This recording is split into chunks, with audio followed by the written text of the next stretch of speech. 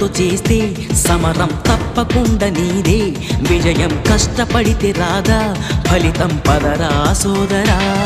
నీ ధైర్యం తోడై ఉండగా, ఏ సాయం కోసం చూడక, నీ ధ్యేయం చూపే మార్గంలో పోరా సూటిగా.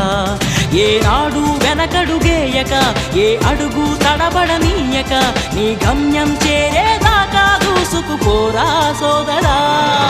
పట్టుదలతో చేస్తే సమరం తప్పకుండా నీదే.